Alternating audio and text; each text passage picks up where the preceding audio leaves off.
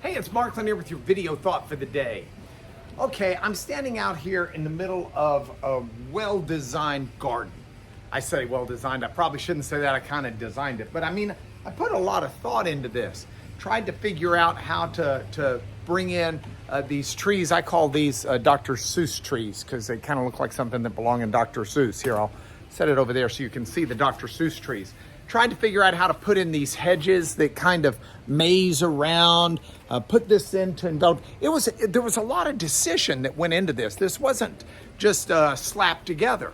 I didn't roll the dice to decide where to put it.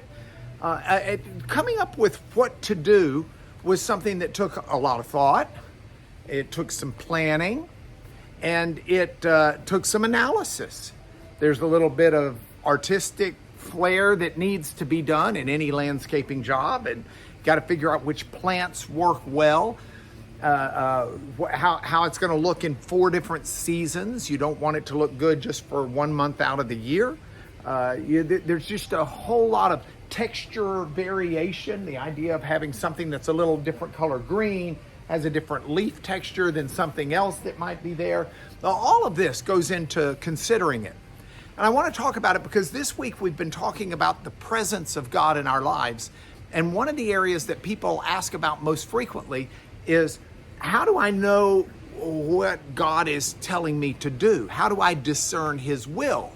You know, if He's in my life and He's speaking to me, do I get writing on the wall? Do I put out a fleece like Gideon did in the Old Testament? How do I determine and make choices like I had to make here in the garden?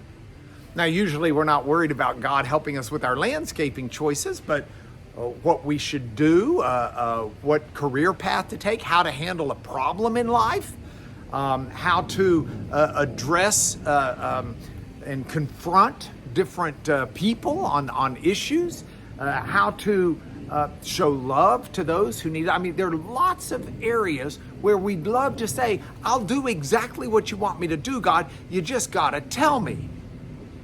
Well, I'd love to tell you that there's a magical incantation you can use.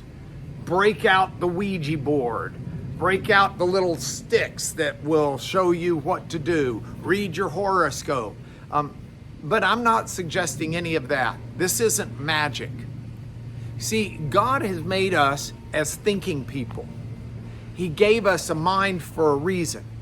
And He's told us to take care of our minds, to be careful what we feed it, to be careful how we use it. We know scientifically why those instructions from God from thousands of years ago, why they're so important, because our mind makes neural connections and will tend to operate in those. And these are chemical connections. And so things that make us feel good are things that we'll return to when we need to feel good. That's why there's comfort food and stuff like that. So we've got minds that God has given us, and He urges us to take good care of those minds because He will use our minds to help us learn how to make decisions. See, it's not magic. I didn't roll the dice to put these bushes here. But I learned what I could, and I experimented, and I tried different things. And what God tells us to do to make decisions is to spend our time discerning His heart, to learn who He is.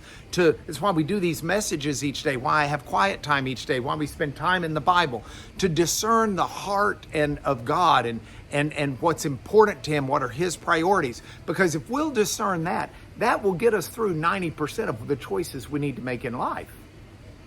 And then that other 10% start to fall into line, because as we continue to work on renewing our minds and treasuring what God is teaching us and live within it, and we're seeking His priorities, we're seeking to do His will, then that other 10% starts becoming clear, especially as we pray through it and we get godly counsel. And then ultimately, I believe that there are many times where God says, okay, you've got 3 godly choices in front of you, or 2 or 5. You pick what you want, and I'll bless you in it. Because God made us with the wonderful ability to make decisions on something as bizarre as landscaping, or something as important as living a godly life. One more lesson this week, but this is your video thought for today.